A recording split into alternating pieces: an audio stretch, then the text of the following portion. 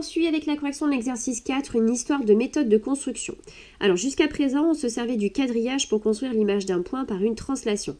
Mais comment faire pour s'en passer? Donc c'est ce qu'on va voir dans cet exercice où l'on souhaite construire l'image du sablier par la translation de vecteurs V1, V2.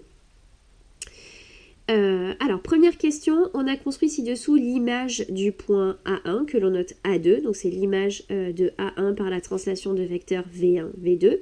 Quelle est la nature du quadrilatère V1, V2, A2, A1, sachant que les côtés A1, A2 et V1, V2 sont parallèles et de même longueur? Eh bien, un quadrilatère dont deux côtés opposés sont parallèles et de même longueur, c'est ce qu'on appelle un parallélogramme. Donc, V1, V2, A2, A1 est un parallélogramme.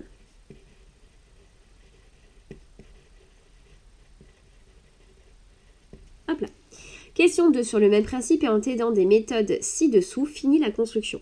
Alors, au final, quand on veut construire l'image d'un point par une translation, donc ici de vecteurs V1, V2, eh bien, ça revient à construire le quatrième sommet d'un parallélogramme. Et pour ce faire, on va se servir des propriétés du parallélogramme.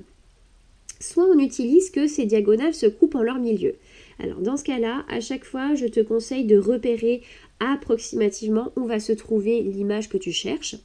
Alors si on utilise le fait que les diagonales se coupent en leur milieu, eh bien tu commences par tracer la seule diagonale que tu peux tracer, tu en repères son milieu, et pour tracer, alors de l'autre côté, pour trouver l'image de ton point, il te suffit de tracer l'image de ton sommet ici par la symétrie centrale, de centre, le milieu de ta diagonale.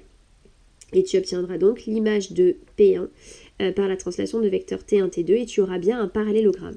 Ou bien, tu utilises le fait que le parallélogramme a ses côtés opposés de même longueur. Et donc, tu vas reporter dans un premier temps la longueur T1, T2 à partir de P1, arc de cercle, et ensuite tu reportes la longueur T1, P1 à partir de T2, arc de cercle, et tu obtiens ton quatrième sommet. Alors, pour l'image de B1, je vais le faire version diagonale qui se coupe en leur milieu, et pour les autres points, je ferai avec les côtés opposés de même longueur, comme ça tu verras les deux façons de faire. Alors, il faut que B1, V1, V2, B2, qui doit être à peu près par là, soit un parallélogramme. Donc tu commences par tracer, la seule diagonale que tu puisses faire, c'est B1, V2. Alors ici, comme on fait de la construction, forcément, on va manquer plus ou moins de précision. L'idée, c'est quand même d'être le plus précis possible, de façon à ce que tu obtiennes bien un sablier à la fin. Sinon, là, tu aurais manqué beaucoup trop de précision. Alors, on mesure la diagonale. Tu vois ici, elle fait environ 11,6 cm. La moitié de 11, c'est 5,5. Donc la moitié de 11,6, 5,8. Hop, c'est ici. Donc là, c'est le milieu. Et ensuite, je vais construire l'image le symétrique de V1 par rapport à mon milieu. Alors, souviens-toi, symétrie centrale. On commence par prolonger ici la demi-droite. Et la longueur qui est ici, il faut que je la reporte de l'autre côté. Alors, tu vois, ici, ça fait 2,3. Ouais, à peu près 2,3. Donc, si je veux 2,3 de l'autre côté, ça fera 4,6. Hop. Et donc, mon point B2, il est ici. Donc ça, c'était avec les diagonales qui se coupent en leur milieu. Maintenant, avec les côtés opposés de même longueur. Je vais reporter ma longueur V1C1 à partir de V2. Alors, n'hésite pas, si jamais tes arcs de cercle ne se rejoignent pas, c'est que tu ne les as pas fait assez grands, donc n'hésite pas à les reprolonger, il n'y a pas de problème. Ensuite, je vais reporter la longueur V1, V2 à partir de mon point C1. Hop là. Et donc ça, c'est C2. Et après, tu peux gommer un petit peu les arcs de cercle qui dépassent. Ça simplifie, ça allège un peu la construction. Ensuite, on repart pour l'image de D1. Je reporte la longueur D1V1 à partir de V2. Voilà, donc n'oublie pas, je dois avoir D1, V1, V2, D2 qui doit être par là, pour que ce soit un parallélogramme. Ensuite, on reporte la longueur V1, V2 à partir de D1. Tac, et on obtient D2. Oups là.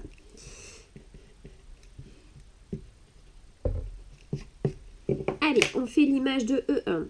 Donc je reporte V1, E1 à partir de V2. Et je dois avoir E1, V1, V2, E2 parallélogramme. Voilà. Ensuite, je reporte V1, V2 à partir de E1, pardon. Hop, et ça c'est E2.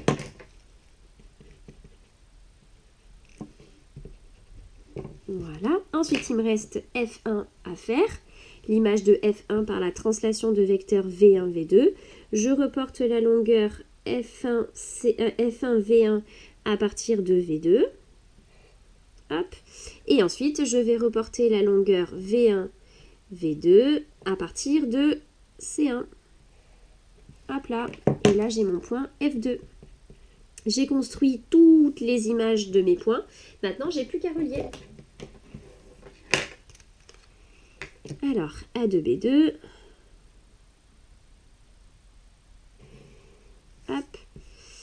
Ensuite, B2, C2. Hop. C2, D2.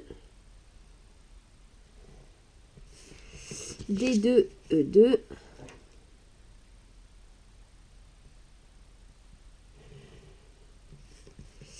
E2, F2. Et F2, A2. Et voilà, c'est terminé pour l'exercice 4.